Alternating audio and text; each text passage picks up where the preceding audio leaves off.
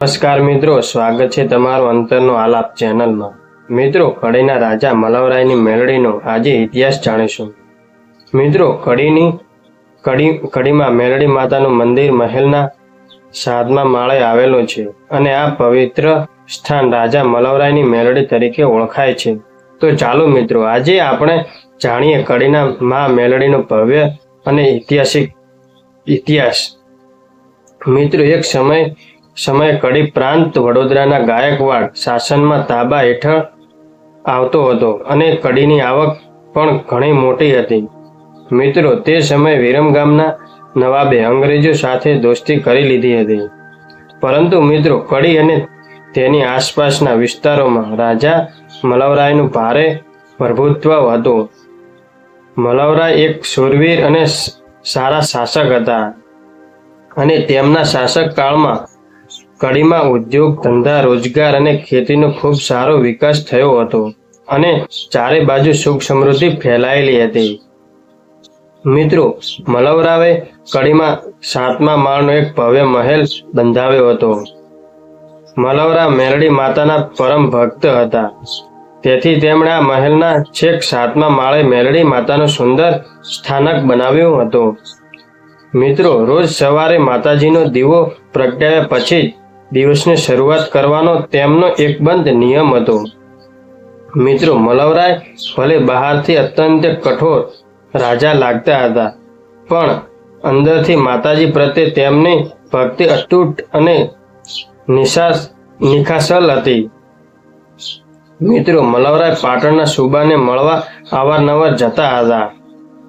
એકવાર મલવરાય પાટણ જઈ રહ્યા હતા ત્યારે પાટણથી થોડે દૂર એક મુસ્લિમ શાસક બેગમનો પડાવ હતો અને ત્યાં મલવરાય કોઈ કારણસર તેમનાથી મોહિત થઈ ગયા અને પોતાની ફરજ ભૂલી ગયા। મિત્રો, રાજાના આવા વર્તનથી પ્રજા બિચારી લાચાર બની ગઈ અને આ બધામાં મલવરાયનો માતાનો નિત્ય દીવો અને પૂજાપાઠ કરવાનો નિયમ પણ તૂટી ગયો। મિત્રો, માતા મેલડીએ સપનામાં આવીને મલવરાયને ચેતવ્યા, પરંતુ મોહમાં આંધળા બનેલા મલવરાયે માતાજીની વાત માની નહીં। મિત્રો, આ સમયગાળામાં તેમણે અહંકારમાં આવીને વડોદરા રાજ્યને ખંડણી મોકલવાનું પણ બંધ કરી દીધું। મિત્રો, ખંડણી ન મળવાને કારણે વડોદરા રાજ્યના શ્રીમંત ગાયકવાડ સરકારે પોતાના સેનાપતિ બાબાજી દિવાનને લશ્કર સાથે કડી મોકલ્યા। ત્યારે બાબાજી દિવાનના આવવાના સમાચાર સાંભળી મલવરાય પણ લડવા માટે તૈયાર થયા।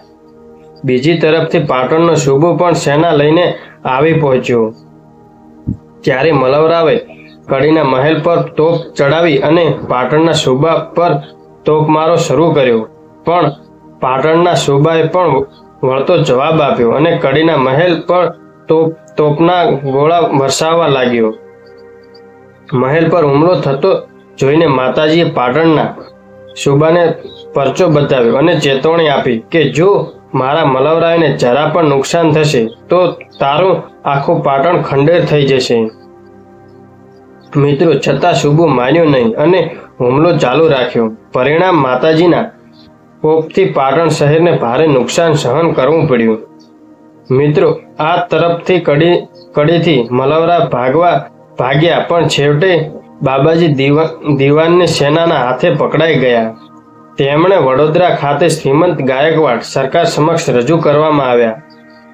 મિત્રો, ત્યાં મલવરાયને પોતાની અહંકાર અને ભૂલ સમજાઈ ગઈ। તેમણે સાચા હૃદયથી કડીની મા મેલડીની માફી માંગી। આજે પણ કડીના ઐતિહાસિક મહેલમાં 7મા માળે મેલડી માતાનું ભવ્ય મંદિર આવેલું છે, જ્યાં દરરોજ ભક્તોની ભારે ભીડ જામે છે અને મા મેલડી પોતાના ભક્તોની સદા સહાય કરે છે। મિત્રો, આ વાર્તા કેવી લાગી કોમેન્ટ કરીને જણાવજો અને આપણી ચેનલ અંતરનો આલાપ ને સબસ્ક્રાઇબ ના કરી હોય તો કરી લો, જેથી આવા ઇતિહાસ તમને સૌથી પહેલા મળે। જય માતાજી।